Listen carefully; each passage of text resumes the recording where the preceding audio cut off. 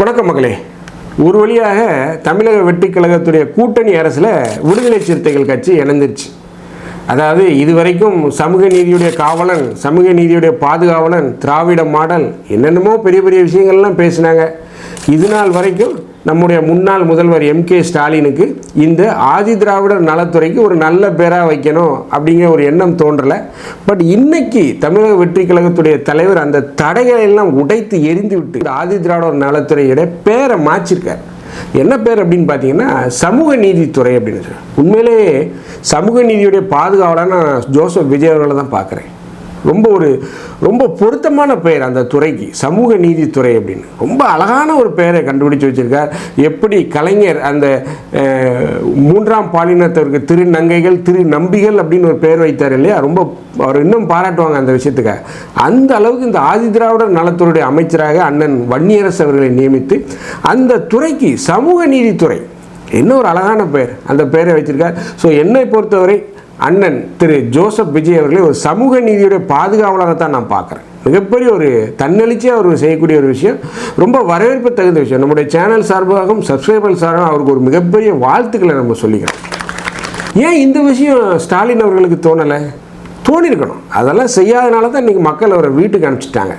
So இப்பேற்பட்ட சூழ்நிலையில் அண்ணன் திருமாவளவன் அவர்கள் திருச்சியில் போட்டியிட போகிறார் அப்படின்னு ஒரு பேச்சு அடிபட்டிருக்கு. இன்னொரு பக்கம் திமுகவுடைய தலைவரை நாங்கள் அங்கே போட்டி போட சொல்ல போகிறோம், அவர் எம்எல்ஏவாக இல்லை, அவர் கொளத்தூர் தொகுதியில் தோற்கடிக்கப்பட்டிருக்கார். ஸோ அவர் எப்படியாக எம்எல்ஏவாக்கி மீண்டும் அவரை சட்டப்பேரவைக்கு கொண்டு வர்றதுக்கு நாங்கள் சூளுரைத்துக்கிட்டு இருக்கோம், அதற்குண்டான வேலைகளை செய்து கொண்டிருக்கோன்னு சொல்லி அனிதா ராதாகிருஷ்ணன் போன்ற அரைகுறை வேக்காடுகள்லாம் ரொம்ப ஆபாசமான வார்த்தைகள் எல்லாம் பேசிக்கிட்டு இருக்காங்க பொது வழியில். இதெல்லாம் ரொம்ப ரசிக்கத்தக்கதில்லை, ரொம்ப மோசமான பேச்சுக்களை பேசியிருக்காங்க. இன்றைக்கி அண்ணன் ராசா அவர்களே ரொம்ப மோசமாக ஒரு ட்வீட்டை போட்டிருக்காரு. ஸோ இப்பேற்பட்ட சூழ்நிலையில் திருச்சியில் உண்மையிலே திருமாவளவன் போட்டிடுறாரா, போட்டியிட்டால் அவர் வெற்றி பெறுவாரா, ஒருவேளை ஸ்டாலின் அங்கு போட்டியிட்டால் ஸ்டாலினை எதிர்த்து திருமாவளவன் போட்டியிடுவாரா, தாவேக்காவுடைய கணக்கு என்னவாக இருக்கிறது, திருமாவளவன் திருச்சியில் போட்டிட்டா அவருடைய அந்த சிதம்பரம் தொகுதியில் அவர் எம்பியாக இருக்கிறார். ஸோ அங்கு அவர் ராஜினாமா செய்ய வேண்டும். அங்கு ராஜினாமா செய்தால் அங்கு யார் போட்டியிட போகிறார், உடனே இடைத்தேர்தல் வரப்போகுது.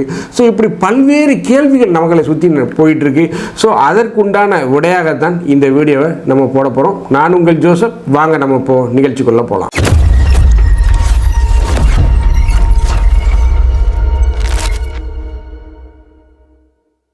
திருச்சியில் அண்ணன் திருமாவளவனை போட்டியிட வைக்கணும் அப்படின்னு சொல்லி தமிழக வெற்றி கழகத்துடைய தலைவருக்கு ஒரு ஆசை இருக்குது. அவர் போட்டியிட வைக்கணும் அப்படின்னு நினைக்கிறார்.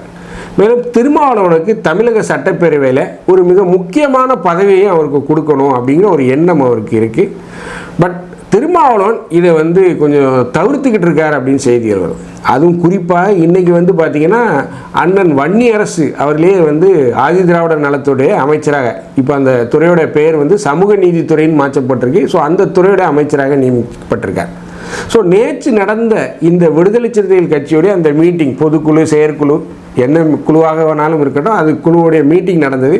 ஸோ அந்த குழுவில் என்னென்ன விவாதித்தாங்க அப்படின்னு நம்முடைய சோர்ஸ்கள்கிட்ட கேட்கும்போது பார்த்திங்கன்னா, அமைச்சரானால் அண்ணன் திருமாவளவன் தான் அமைச்சராகணும், வேறு யாருக்கும் கொடுக்கக்கூடாது, ஏன்னா அவர் தான் மாநில அரசியலில் வரணும், ரொம்ப நீண்ட நெடுகாலமாக நம்முடைய தாழ்த்தப்பட்ட மக்களுக்காக போராடி கொண்டிருக்கிறார், ஸோ அவர் தான் வரணும் அப்படின்னு பெருவாரியான உறுப்பினர்கள், அந்த மீட்டிங்கில் பங்கேற்ற பெருவாரியான விடுதலை சிறுத்தைகள் கட்சியோட உறுப்பினர்கள் இதைத்தான் சொல்லியிருக்காங்க. பட் இதை கேள்வி வச்ச திருமா என்ன சொல்லியிருக்காரு அப்படின்னா, நான் ஆல்ரெடி மத்திய இதில் பாராளுமன்ற உறுப்பினராக இருக்கிறேன், ஸோ நான் மாநில அரசில் வர முடியாது, ஸோ அது மிகப்பெரிய சிக்கல்களை ஏற்படுத்தும் அப்படின்னு சொல்லி அவர் வன்னியரசு பேரை முன்மொழித்திருக்கார்.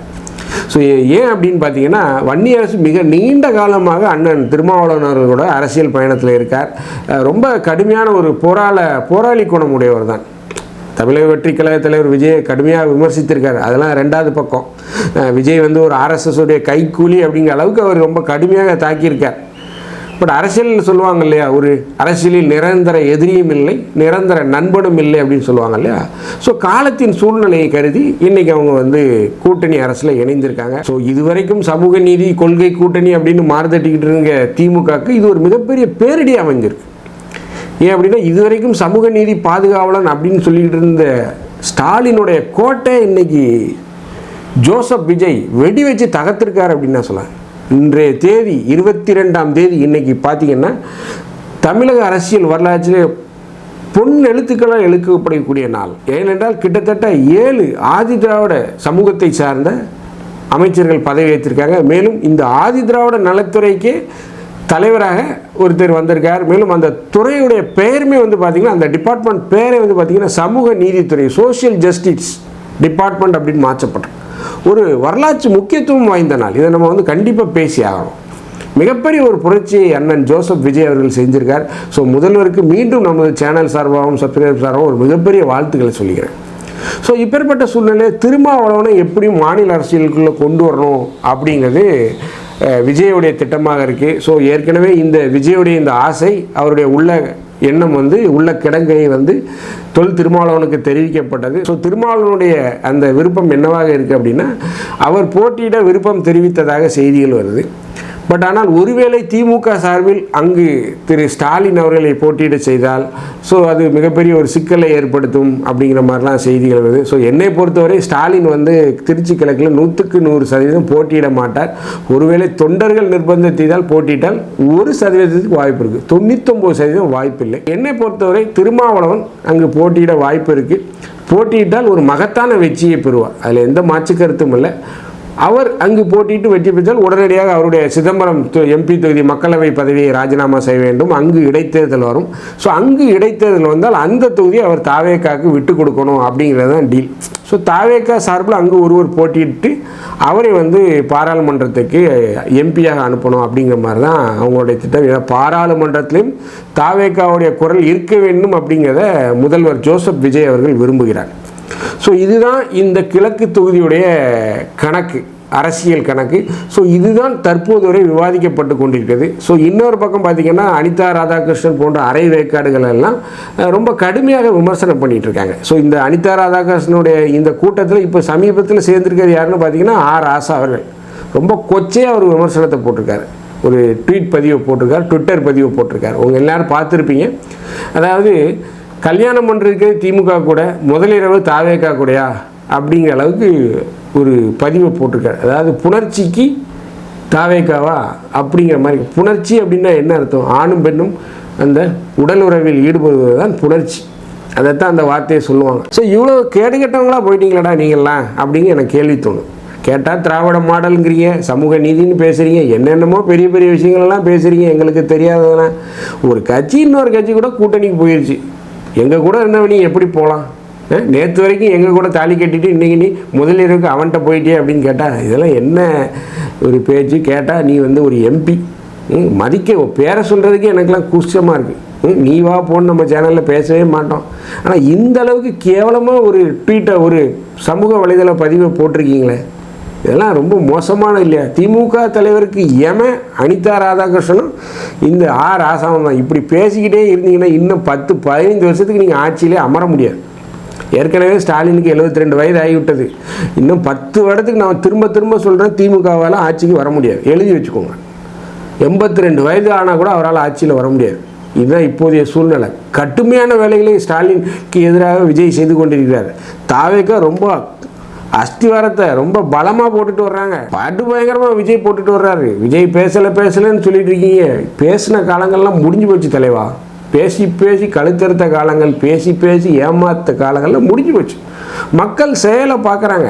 என்ன பண்ணுறாரு, என்ன செயல் பண்ணுறாரு, அதைத்தான் பார்க்குறாங்க. We need action, not in words. பேச்சு எங்களுக்கு தேவையில்லை. ஸோ இப்படி ஒரு மோசமான பதிவுகள் எல்லாம் திமுகவுடைய மூத்த தலைவர்கள் செய்து கொண்டிருக்காங்க. ஸ்டாலின் இதை கண்டிக்கணும், வேடிக்கை பார்க்குறார்.